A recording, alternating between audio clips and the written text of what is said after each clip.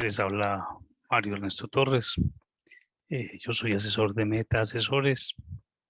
Eh, Queremos compartir con ustedes este contenido que creemos de gran utilidad para las empresas.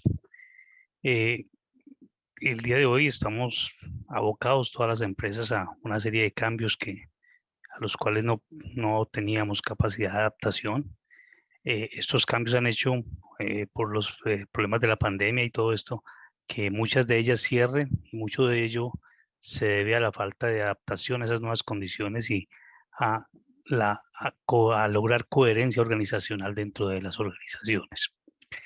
Muchos de ustedes se habrán preguntado cómo hacemos la empresa más adaptable, cómo volvemos que ella pueda responder a esos cambios que cada vez se nos hacen más rápidos, que cada vez se nos vienen más encima. Eh, Muchos les gustaría convertir la empresa en una empresa mucho más ágil y flexible, mm, sabiendo que con unas estructuras que tienen ahora, con una forma de trabajar con la que manejan ahora. Muchos de ustedes no saben muchas veces cómo apoyar esas nuevas tendencias que Scrum, que Kanban, que Lean, que muchas de las que se hablan ahora y que muchas veces quisiéramos involucrar en las empresas para poderlas volver más efectivas. Eh, la gente de TI desde hace mucho tiempo ha venido hablando de agilismo y vemos resultados interesantes, pero la pregunta es, ¿eso será escalable en la organización? ¿Podremos llevarlo a otro nivel? Eh, Ahora se nos habla de todo este tema de transformación digital, de todo esto, de que debemos centrarnos en el cliente, pero ¿cómo lo hacemos? ¿Cómo organizamos la empresa para que pueda responder hacia esos clientes?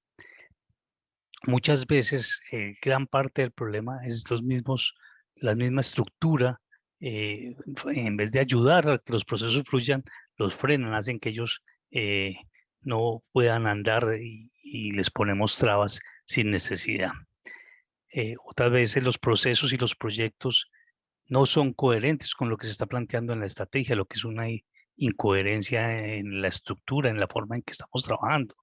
Eh, y lo otro es cómo, bueno, ya lo logramos, cómo medimos esos equipos, cómo logramos medir el desempeño de esos equipos que se nos vienen y que cada vez son más autogestionados, que cada vez son más autodirigidos, que cada vez son más rápidos, más multidisciplinarios, etcétera. Y una de las partes finales, bueno, listo, ya lo sé cómo medirlo y cómo lo remunero, cómo hago para pagar sus salarios, variables, beneficios, cómo hago todo el tema de compensación y temas de salarios, etcétera, para poder motivarlos para que me ayuden en la estrategia. Y ahí se nos viene si lo hacemos de acuerdo al desempeño, de acuerdo a qué es que lo estamos haciendo.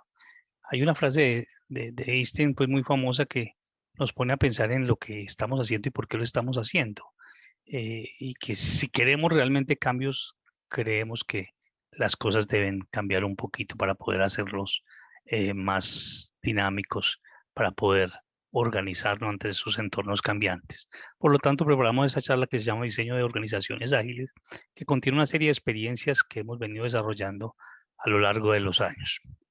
Lo primero es que entender que hay una serie de cambios que antes no se nos estaban dando y que ya cada vez nos están atropellando más. Y uno de ellos es la misma confluencia de generaciones. Eso, no, eso siempre ha existido, pero antes era un tema mucho más complicado porque las generaciones más o menos mantenían el mismo chip, se manejaban de la misma forma. El papá, el hijo llegaban y casi que heredaban hasta los mismos trajes, las corbatas, etcétera. Ahora ya no, ya los muchachos de ahora vienen con unos chips nuevos y van a confluir en las organizaciones en un momento dado con unas ideas excelentes, pero hay que saber aprovechar eso para que cohabiten con esas otras generaciones que existen dentro de ellas.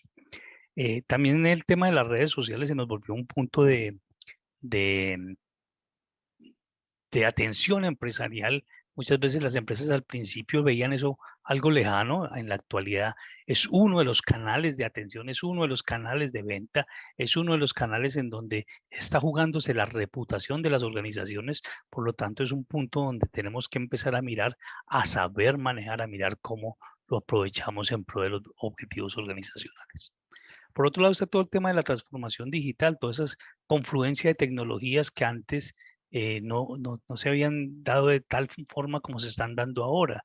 Es indudable los cambios en los modelos de negocio que se está llevando. Ya uno no sabe quién va a ser su competidor. Los bancos hace algún tiempo creían que ellos solamente competían entre sus pares. Ahora están compitiendo con los fintechs, con una serie de empresas que ni siquiera conocían y que sabían que existían. Todo ello por los adelantos tecnológicos, la transformación digital está cambiando los modelos de negocio, está haciendo que entren más competidores, está haciendo que eso que era antes exclusivo de algunos se vuelva un poco más burocratizado, un poco más para toda la gente. Eso lo vemos en el tema de la logística, cómo sabemos el impacto, por ejemplo, que va a tener el tema de la impresión 3D, a esos avances que está logrando, pues yo no sé si habrá transporte intermarítimo en algunos años con la capacidad de generación de prototipos y de nuevos productos bajo estos esquemas.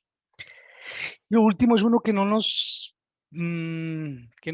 que nadie sabía que venía, pero que ya hace parte de lo que somos como organizaciones, de lo que somos como sociedad, y es el tema de los virus. Entonces, hay que saber cómo respondemos a eso, hay que saber cómo manejamos esto dentro de las organizaciones para poder eh, acelerar las respuestas organizacionales. Eso ha hecho que las empresas se planteen respuestas, y una de las respuestas son las estrategias, y las estrategias tienen que estar planteadas hacia hacia esos ambientes que algunos llaman los famosos VUCA, volátil, incierto, complejo y ambiguo, y otros los llaman funny, frágil, ansioso, no lineal, incomprensible. Algunas se centran en la discusión de que no, que es mejor funny que VUCA, etcétera. Lo importante es saber que estamos ante unos ambientes que son totalmente cambiantes, que son inciertos, que cada vez hace que las empresas tengan que volverse mucho más ágiles y flexibles. Esas estrategias requieren, para poder llevarse a cabo, porque es que las estrategias son los planteamientos, pero se llevan a cabo en las organizaciones, de una estructura líquida, una estructura ágil, simple, innovadora, que sea adaptable, que sea flexible, diversa, ojalá con muchas posibilidades culturales que cohabiten dentro de sí, con muchas tendencias, con muchas generaciones, con muchas personas que tengan diferentes ideas, con pensamiento crítico para poder hacerlo, hiperconectada, independientes pero hacia un mismo foco. No puede ser unas estructuras aisladas y desconectadas del core organizacional, sino que tienen que dar respuesta a él. Y esas estructuras líquidas deben ser soportadas pues, por personas gaseosas, que es personas proactivas, resilientes. Ahí no estamos hablando de edades, simplemente es temas de capacidades, de gente, de esas nuevas capacidades que se requieren, personas digitales, de personas curiosas, intuitivas, críticas, reflexivas, con pensamiento sistémico, transparentes, con todos esos problemas que tenemos de corrupción. Es necesario que cambiemos, que las personas que estén en nuestras organizaciones sean transparentes, que nos ayuden en eso, y eso vamos a ver más adelante que se vuelven uno de los pilares fundamentales de lo que se pretende a futuro en las organizaciones, con inteligencia emocional, etc. Y estas personas son las que responden o tienen la capacidad de responder a estas estrategias, a estos ambientes inciertos, a estos cambios constantes. La forma en que se responde a esto desde hace mucho tiempo lo han planteado los señores de tecnología. Entonces empezaron a hablar de Scrum, de Lean, de Crystal, de Kanban, de Stream Program.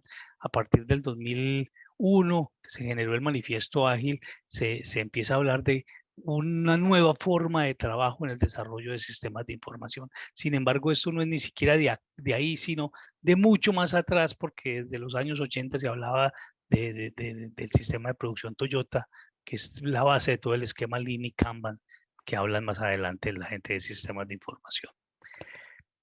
Incluso se habla de holacracia, de otros esquemas que no son necesariamente del mundo de la tecnología, sino que empiezan a hablar de unos círculos, de conformar unos círculos que sean autosuficientes, que puedan dar respuesta a las organizaciones, etc. Lo importante es que todos ellos pregonan una simplicidad en las estructuras, un manejo rápido y de respuestas al cliente. Esos fueron los primeros pasos, pero precisamente esta gente de sistemas empezaron a ver buenos resultados a nivel del manejo de lo que implicaba el desarrollo de organizaciones y plantearon unos nuevos, digamos, un escalamiento de esas mismas metodologías que usaban a nivel individual para que fueran desarrolladas a nivel de organizaciones. Y ahí está SAFe, y está Scrum Scale, está Lean Agile, está varios metodologías que existen como respuesta a esa necesidad, a esa nueva organización, no en el frente del sistema, sino como un todo. Todos ellos tenían 3 puntos importantes. Primero, que fueran ligeros, o sea, la mínima burocracia viable. Segundo, que son fáciles de entender. Si uno habla y lee el tema ágil, entiende muy rápidamente el concepto, pero tiene un problema, es difícil de dominar. ¿Por qué? Porque es un nuevo modelo operacional. Ahí se requiere un nuevo cambio en el esquema. En últimas, todos ellos sirven para lo mismo, tienen las mismas bases, pero se aplican, pero la pregunta es, ¿se aplicarán de la misma manera en todos los equipos de la organización? Esos son algunos de los puntos que resolveremos más adelante.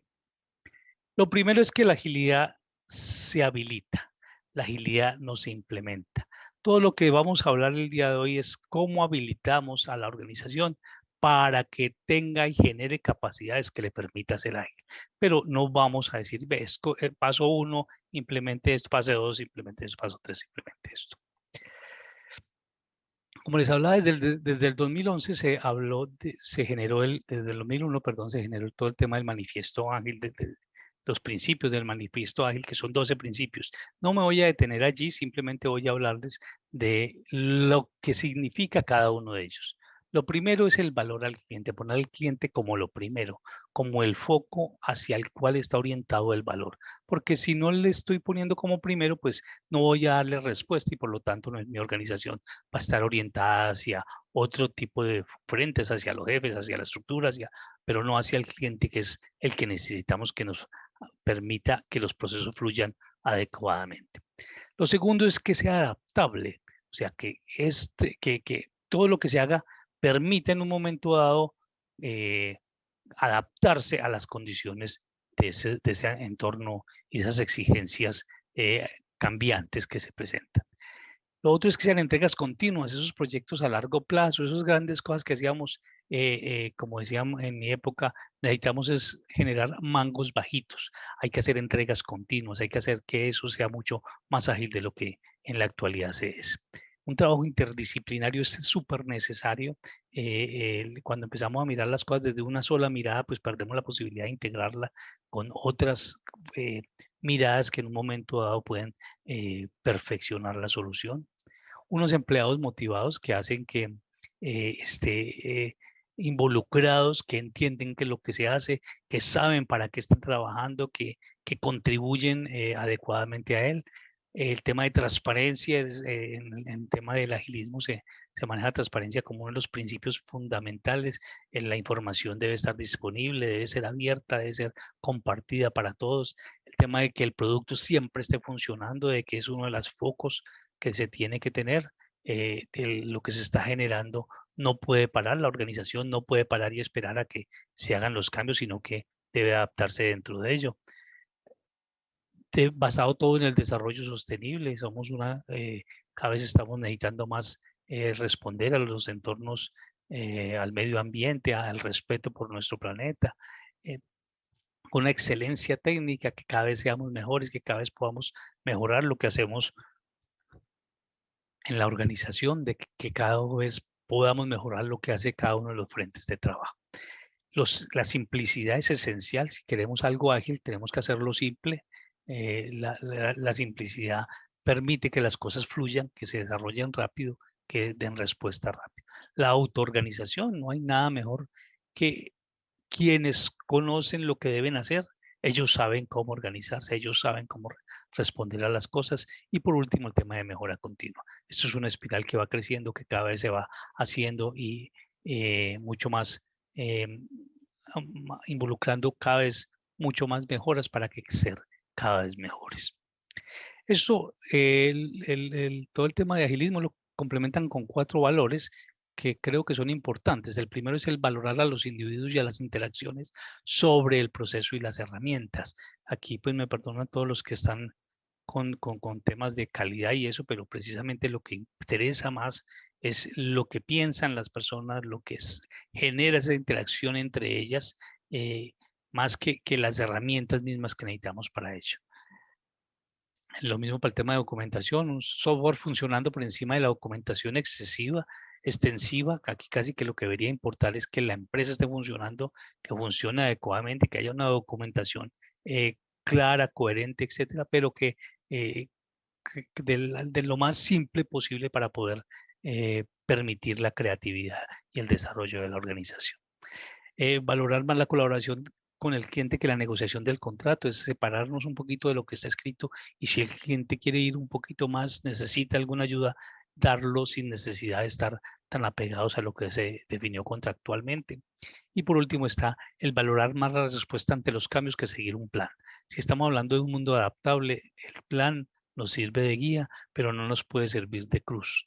Nos puede facilitar el cuento, pero no nos debe amarrar a una serie de condiciones o que pueden estar cambiando continuamente.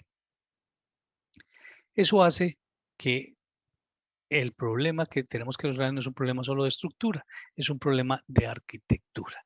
¿Y qué es el tema de arquitectura? Es alinear de forma coherente y simple todos los elementos que constituyen la organización y que le dan sentido en su día a día.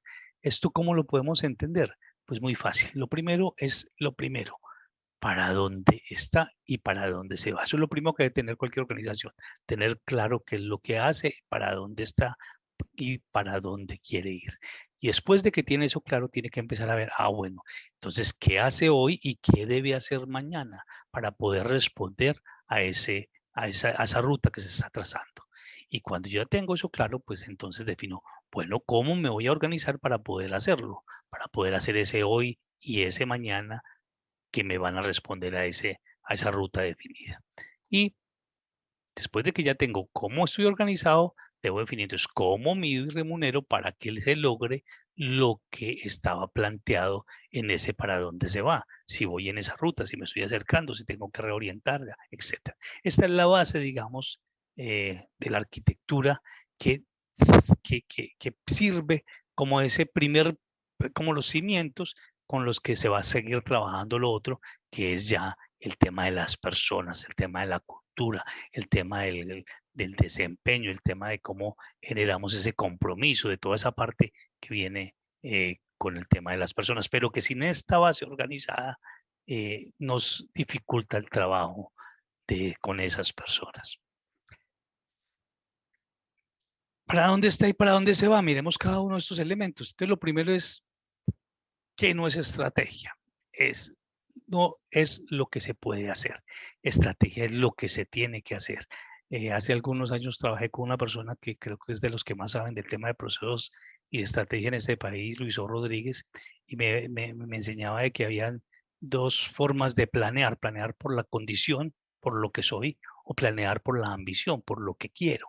Y esto es una de las cosas que tiene que ver con eso. Lo otro es que estrategia es escoger o renunciar.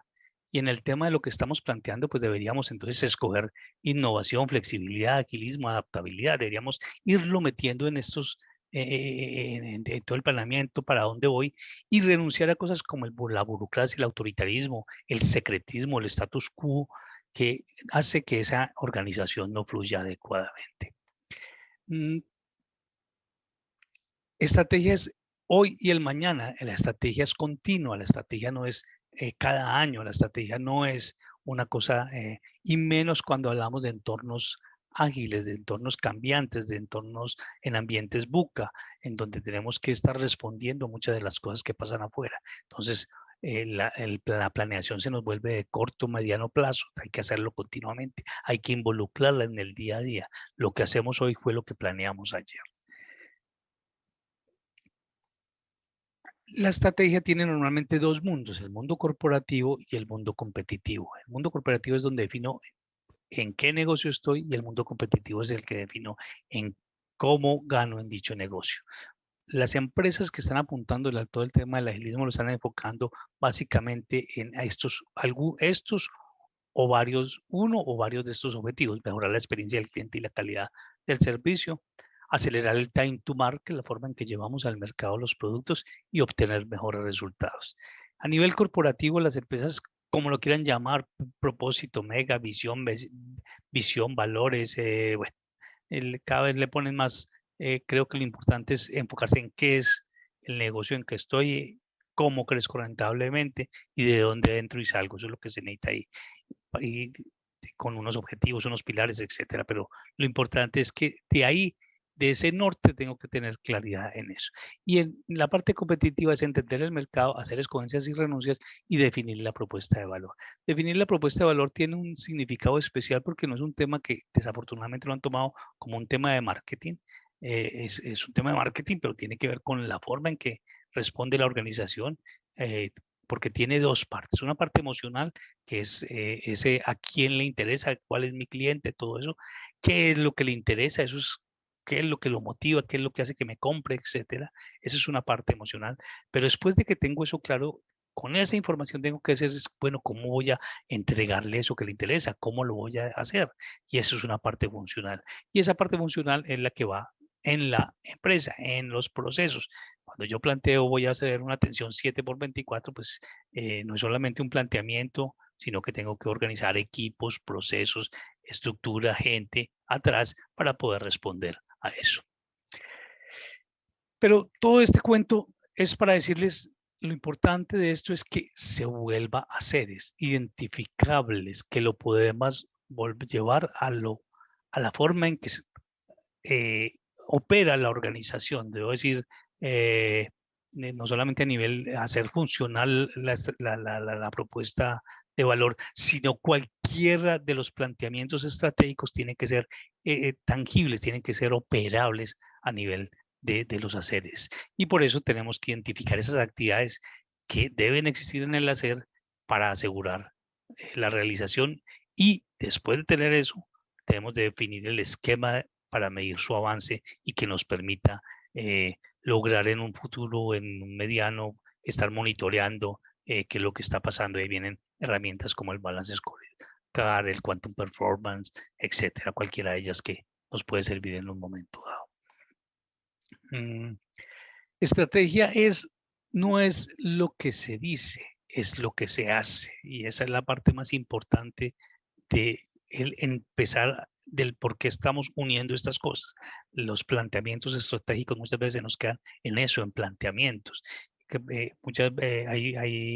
Hay estadísticas que afirman que el 70% de las estrategias fallan no por su forma de estar planteadas, sino por la implementación, porque no se llevan a haceres normales en ella. Y los haceres en la organización están en dos mundos, básicamente, en los procesos y en los proyectos, que si vemos la definición son casi que lo mismo. Lo que pasa es que el proyecto tiene una temporalidad, pero lo importante de esto es saber qué es lo que ahí están sus haceres, o en procesos o en proyectos, algunos continuos, otros temporales, como lo son los proyectos, pero lo más importante aquí es que sepamos quién va a ser el responsable de ese frente para poder apoyarlo, medirlo, involucrarlo, motivarlo, desarrollarlo para poder generar lo que viene para adelante. Eso nos lleva a un tema que es la interacción con el cliente. El cliente, ahora nos habla mucho de que hay que centrarse en el cliente, ese entender al cliente, hay que saber qué es lo que él quiere, las interacciones, cómo es que se mueve, cuáles son las journey map de interacción con nuestra organización, qué es lo que le duele, cuáles son sus dolores, sus miedos, etcétera, que en un momento dado nos van a permitir saber cómo responderle. Y una de las herramientas es desplegar las propuestas realizables y acorde a sus necesidades. Las propuestas de valor no pueden quedarse en un planteamiento solamente comercial.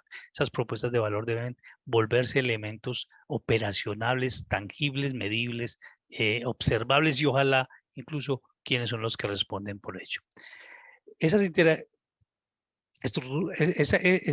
Eso implica que debemos conocer las interacciones al interior para poder generar la mejor experiencia y agregarle valor. Las interacciones, el punto de contacto con el cliente es simplemente la primera parte, pero de ahí hacia atrás hay que mirar una serie de interacciones que implican a varios frentes de la organización que aseguran la entrega de valor al cliente. Una de las cosas que ya también nos están replanteando es que la interacción ya no es lineal. Los clientes antes iban a una tienda, pues, compraban, ellos nos entregaban, se resurtían por allá de una bodega. O íbamos por las redes sociales, etcétera, nos pedíamos y una bodega nos lo despachaba. O lo hacíamos a través de correos electrónicos o por la página web, etcétera. El tema es que ahí es cuando se habla de la multicanalidad y cada uno lo atendíamos con diferentes equipos, con diferentes frentes. En la actualidad el tema es diferente. Se habla ya incluso no es de multicanalidad, sino de multicliente, porque la interacción no es lineal. Ese mismo cliente que antes iba, compraba, recogía, se lo llevaba, se quejaba en ese mismo punto, ahora va, mira por las redes sociales, va y se lo prueba en la tienda física, va y lo compra por la página web, va y lo pide que se lo recojan por una imperfección, por servicio postventa, etcétera, y lo hace por diferentes canales. Eso obliga a las organizaciones a tener respuesta de esa misma información que se recogió en cualquier parte de esos canales, eh, homologada para que quien lo atienda sepa que esa persona lo vio en tal parte, lo compró en tal otra, se lo entregaron, se lo probó, etcétera, todos los puntos de interacción que se ha manejado dentro de sí. Cuando hablamos de esas interacciones hacia el interior, empezamos a ver con este ejemplo. Hay un carro, es una suma de partes y todo eso componen un carro. El problema es que el desempeño del sistema en sí no es la suma de sus partes, es el producto de las interacciones, de sus procesos, de lo que pasa de ahí. Yo puedo tener un poco de fichas, un poco de elementos, un poco de, de partes, pero si tengo que armar el sistema de frenos y eso implica esta parte, después esta conectada con este cable, con esta bujía, con este, etcétera, etcétera, etcétera, etcétera. Lo que hace que lo importante es la forma en que se manejan los procesos y ahí es donde está el punto donde debemos empezar a trabajar. Eso nos hace empezar a pensar, entonces, ¿será que si entendemos bien cómo es que funcionan las organizaciones? Básicamente una organización es una interacción de una interacción inicial con un cliente. Hay una caja en donde hacemos unas cosas y hay una interacción al final con un proveedor que me va surtiendo cosas que necesito para poder cumplir lo que hace ese cliente. Muchas veces la forma en que entendemos esas interacciones con la famosa cadena de valor de Porter creo que ha sido uno de los grandes errores para adaptarnos a estas nuevas metodologías, a estas nuevas necesidades de organización de las empresas y ya les vamos a explicar por qué. La columna vertebral es lo que se hace y debe hacer en la empresa para lograr sus objetivos. No es lo que se dice, no es lo que pensamos, no. Cuando aterrizamos eso en hacer es donde realmente podemos hacer, tangibilizamos la operación de la organización, tangibilizamos su norte, tangibilizamos sus valores, tangibilizamos todo lo que ella es. Una organización entonces es una interacción en donde hay una relación con un cliente, esa relación va precedida de una generación y esa generación va acompañada de una provisión. Esa provisión, ¿qué es lo que hace? Esto, las dos primeras, la relación y la generación, es lo que llamamos el core del negocio. Y después es lo que llamamos el soporte empresarial. ¿Qué pasa con esa interacción? Normalmente lo que pasa es que, bueno, y lo podemos ver en cuántas líneas de negocio haya. La primera parte en esa interacción hay varios momentos. Uno de innovación e ideación, esa primera parte de creación, de generación de productos. Otro de prestación y generación. Y otro que es posterior de servicio postventa. ¿Qué pasa con cada una de ellas? Tienen diferentes velocidades, se hacen en diferentes momentos, incluso lo hacemos con diferentes equipos, etcétera. Eso es. Y si miramos la parte de arriba, lo que llamamos el mundo del ambidiestrismo, la primera parte, la de arriba, es la que hablamos de explorar, todo el tema de innovación, y la parte de abajo es lo que hablamos de gestión, de explotar lo que tenemos hoy, ¿cierto? La parte de abajo me genera los ingresos hoy, la parte de arriba me genera los ingresos mañana. Y hay un direccionamiento que debe permitir a la organización en un momento dado enfocar o reenfocar sobre ese si es mi cliente, ese si es mi mercado, si quiero estar acá, no me quiero salir de acá, apuesto, renuncio, etcétera, que hace que esa empresa gire y tenga adaptaciones hacia el futuro. Entonces ahí también hablamos del tema de explorar como la generación de futuro. Pero para eso tenemos que entender lo que se conoce como los procesos end-to-end. Los procesos end-to-end es la forma en que parto del cliente y vuelvo al cliente. Y por eso les decía que había un quiebre con el concepto de cadena de valor, porque el cadena de valor nos aislaba de que había unos procesos core, pero que abajo habían unos procesos de soporte, mal llamados de soporte, etcétera, y los aislábamos de la generación del valor al cliente, cuando en realidad hacen parte de él. Voy a explicarles por qué. Lo primero en la interacción, en esa primera relación, es identificar esas necesidades en términos generales. Siempre lo que se hace es el primer contacto, identifico qué es lo que necesito. En la parte de generación, estructuro soluciones, miro cómo voy a darle respuesta a esa necesidad. Después de que tengo la solución pensada, pues aquí necesito X recursos, unos recursos necesito pensar, necesito comprar esta máquina, necesito este personal, necesito este dinero, necesito estos insumos, etcétera. Vamos hacia el proveedor, conseguimos, y ahí les pido que por favor no piensen solamente en compras, sino en servicios, en todo lo que requiere para poder generar esas soluciones que estamos planteando. Proveen esos recursos, desarrollamos ya la solución, la estructuramos ya porque tenemos los elementos, la máquina, las personas, los insumos, etcétera, se generan y ya se entrega la solución a ese mismo cliente, ¿cierto? Esta mirada hace varias cosas. Primero, que se centre en el cliente y se diseñe de acuerdo al conocimiento que requiere de él, ¿cierto? Segundo, se involucre y se aprende del proveedor, porque es que el proveedor siempre es no es alguien que no sabe de nada. Muchas veces las empresas las toman como si fueran simplemente un negocio comercial. No, el proveedor hace parte de la cadena de valor, el proveedor es parte esencial de lo que se le entrega al cliente. Si el producto del proveedor está malo, pues tu producto no va a estar bueno. Lee en el entorno, mira las tendencias y las proyecciones de acuerdo a lo que están meditando y una cosa importantísima, generan dentro de sí aprendizajes por tener en interacción varios equipos, varios conocimientos, varias frentes de la organización en la relación, en la generación, en la provisión, bien sea de ida o de vuelta hacia el cliente. Vamos a profundizar un poquito más allá y ver esas relaciones como se dan en los diferentes momentos que les hablábamos ahora, ¿cierto? Entonces, al principio hay unas nuevas necesidades, expectativas, puede que el cliente ni siquiera sepa, las leemos, entendemos, etcétera.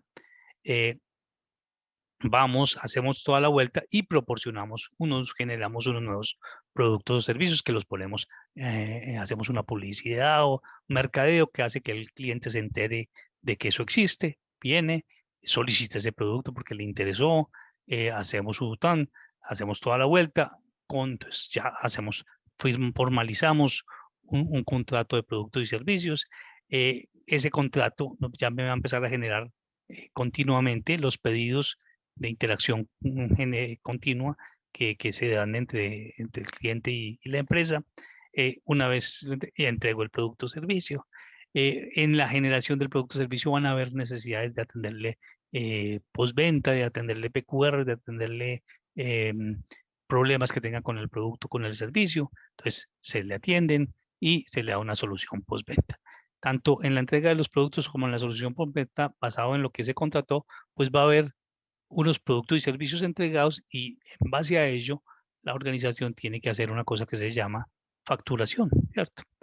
Y cuando facturo, que casi siempre lo ponemos como un un proceso del soporte financiero, viendo que es del core, ahí generamos el cobro. Y ahí, cuando se genera el cobro, pues viene la plata. Y ahí es donde realmente está el ingreso que generó toda esa interacción anterior, ¿cierto? Y ahí viene la contabilización.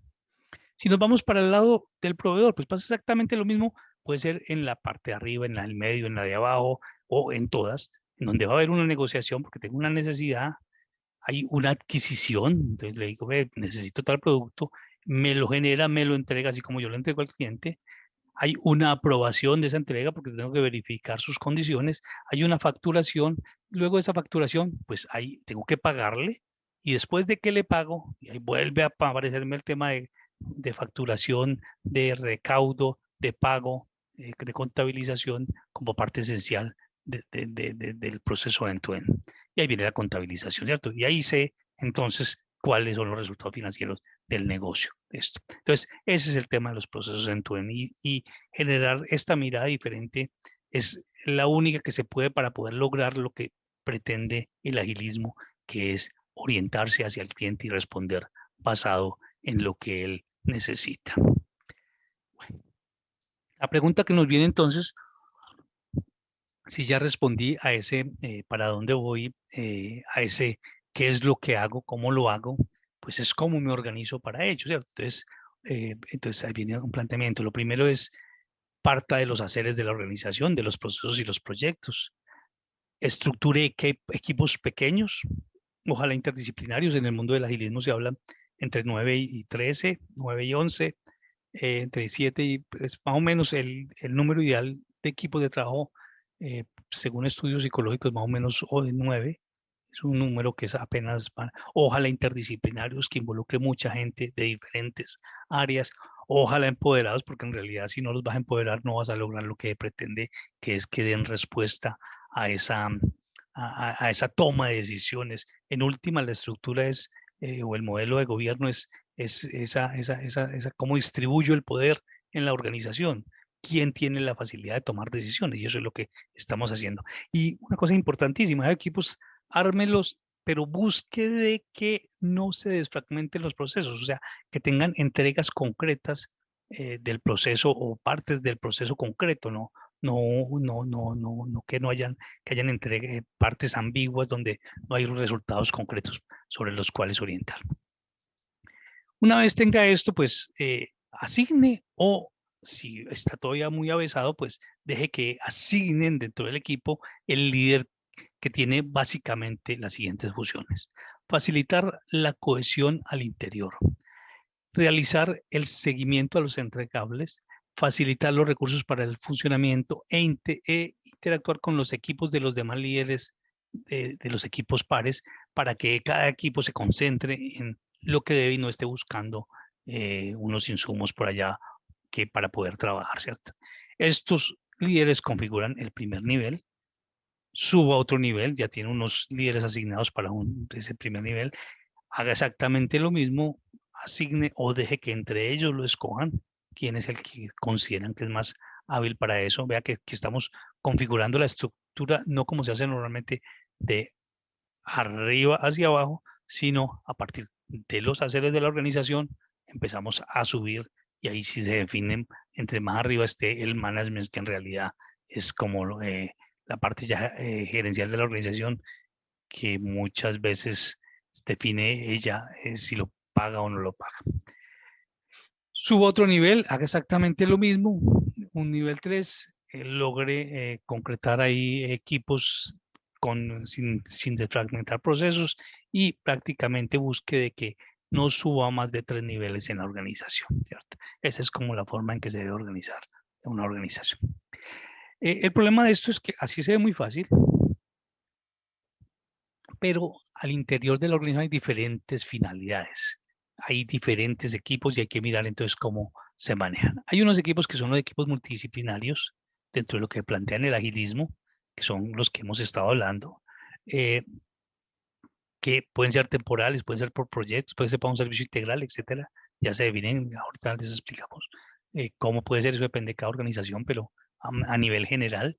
Hay unos equipos también que son de servicios compartidos que no necesitan, digamos, ser multidisciplinarios. El tema de facilities, el tema de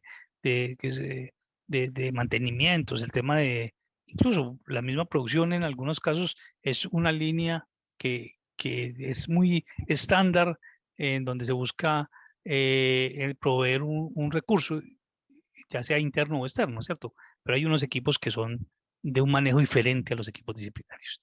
Y hay otro tipo de equipos que son lo que llamamos centros de excelencia, eh, que son unos recursos que son especializados, son escasos, son transversales, y tienen una característica esencial, y es que logran generar línea para toda la organización. Yo propongo un tema jurídico, pues yo sí tengo unidades de abogados y los tengo repartidos. No me interesa que cada uno emita 10 conceptos diferentes, sino que me emitan en cada línea de negocio un concepto bajo la línea jurídica de la organización. Entonces, ahí él participará ya, pero hará parte de esto. Eh, no es que no puedan ser ágiles uno u otro, sino que el nivel es diferente. Todos deben buscar principios de agilidad, de flexibilidad, de transparencia, de autocontrol, de autogestión, pero no es en el mismo nivel. Yo no puedo esperar que el equipo de servicios compartidos se me autoorganicen. Pues simplemente es un esquema que ya lo sé manejar, que ya lo tengo estandarizado, medido, etcétera. Puedo, puedo empezar a trabajar círculos de calidad, desarrollo, etcétera, dentro de esos equipos, pero no ya darle la potestad, no, ustedes piensen qué es lo que hacen, no, hay unas cosas, unas tareas que están definidas y es simplemente que deben manejarse. ¿Cómo interactúan estos equipos entre sí? Entonces, lo primero, y ojalá fuera lo primero, es que el equipo multidisciplinario está de cara al cliente, lo entienden y lo sorprenden con la generación de un producto acorde a lo que él esperaba. Eh, los centros de excelencia hacen parte de los equipos multidisciplinarios y aportan esa línea unificada que hablamos ahora, el tema jurídico, el tema mercadeo, el tema gestión humana, el tema seguridad y salud en el trabajo, ese es más estándar, bueno, varios temas de diseño organizacional, el tema de arquitectura organizacional, el tema de estrategia, el tema financiero, pues que cada uno esté metido en diferentes equipos, pero a una línea unificada corporativa. Y estos centros de excelencia apoyan y mejoran a esos equipos de servicio compartido que ellos se dedican básicamente a operar. Y estos equipos de servicio atienden a los otros dos a través de acuerdos de nivel de servicio establecidos entre ellos para poder lograr operar y que ellos cuenten con lo que necesiten para generar lo que necesita la organización. La pregunta que surge inmediatamente es dónde ubicar esos equipos. Pues, como les decía, eso depende de cada organización. Tendría uno que entrar a estudiar concretamente las necesidades, pero en términos generales, sí hay unos puntos donde van mejor que en otros, ¿cierto? Los equipos multidisciplinarios en todo el tema de explorar, tanto en el direccionamiento estratégico como en el tema de innovación e ideación de nuevos productos, de generación de nuevas ideas en la organización, pues es excelente, son muy apropiados para ello. En temas de generación y de servicio, pues venta, pues como les decía, son temas muy estándares. Puede que ahí aplique mejor unos equipos de servicios compartidos. En el tema de exploración, de direccionamiento, estarán los centros de excelencia. En la parte, digamos, del soporte empresarial, puede que hayan algunos equipos de servicios compartidos, algunos centros de excelencia, y en el servicio, pues, postventa, puede que en algunos puntos perdón, de cara al cliente, puede que sea, de los que están aquí en la parte de exploración, puede que un equipo de multidisciplinario pueda ser efectivo allí. Después de que se tenga claro eso, ¿qué es lo que se hace? Se definen esas actividades, teniendo esas actividades muy claras de esos haceres que vimos en los procesos end-to-end, pues se definen unos roles. Esos roles, ¿por qué son importantes? Pues primero porque es que el mundo de ahora se va a mover a través de roles. Un cargo normalmente tiene varios roles, entonces ahí tenemos que identificar cuáles son los roles que tienen. Otra cosa es porque a futuro, y vamos a ver también otras aplicaciones, pero a futuro un cargo puede que crezca Si yo no tengo partido en roles, de pronto lo que necesitamos es, lo que está creciendo es una actividad o una responsabilidad relacionada con un rol específico y dentro de ese cargo, por lo tanto, podemos controlar el costo laboral manejando y teniendo muy claro los roles que hay dentro de él. Hay que identificar esos cargos, hay que identificar esas responsabilidades, pensando en el qué se hace, dónde lo hace y para qué lo hace. Con eso construimos las responsabilidades y con ello construimos el objetivo del cargo y por lo tanto los indicadores asociados al cargo y al equipo, el cual vamos a medir. Esas actividades normalmente identificamos a partir de allí de lo que se hace, el conocimiento, y con ese conocimiento, pues teniendo en cuenta el conocimiento y su nivel, puedo definir el perfil del cargo no sacado de una manga, sino basado en la información clara de lo que realmente ocurre en la organización.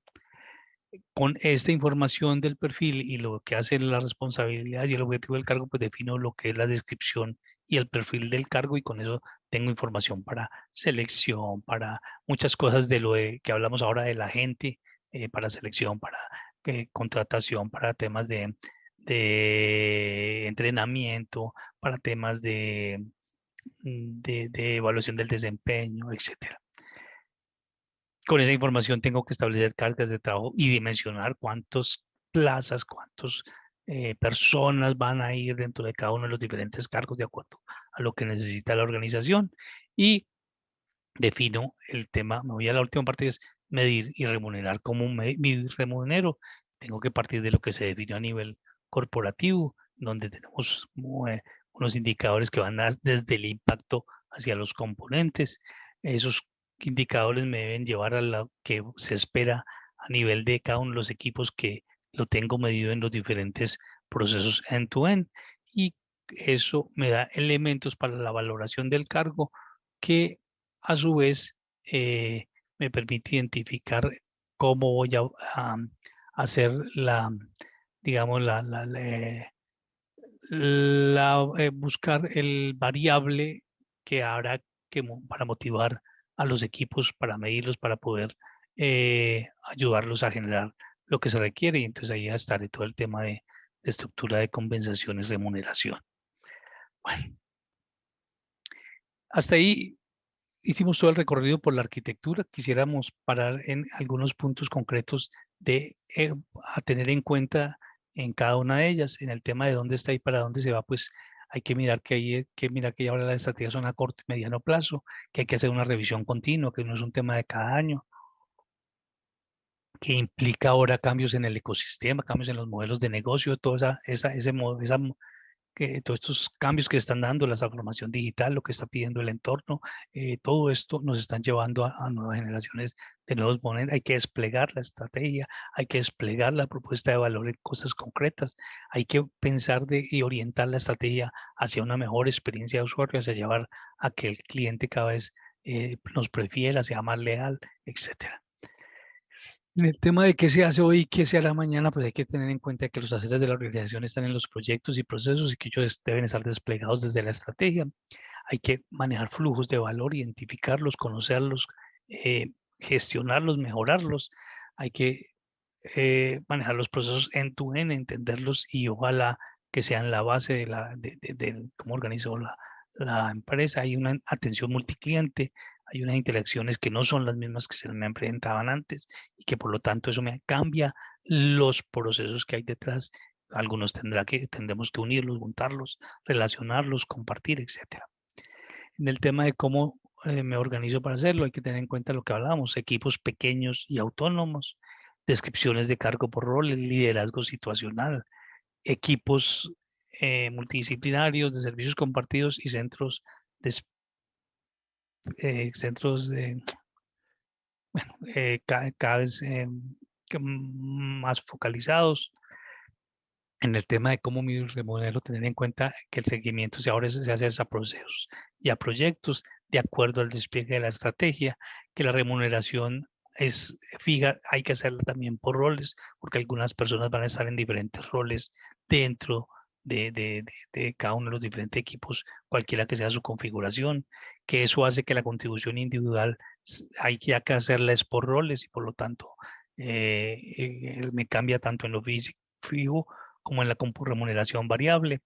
Y ahí en la variable tengo que mirar el tiempo de dedicación a ese rol y el logro del resultado de ese equipo para traerle a esa persona específica los diferentes em, puntos que en un momento dado van a mejorar el variable para poder remunerarlo adecuadamente. A nivel de beneficio, unas canastas donde se puedan mercar de acuerdo a necesidades de las personas y no de los cargos. Y a nivel de las personas, pues viene un trabajo inmenso que es tan fácil generar una cultura ágil. Por ahí decía Drucker que la cultura se desayuna, se come a la estrategia del desayuno y es totalmente cierto.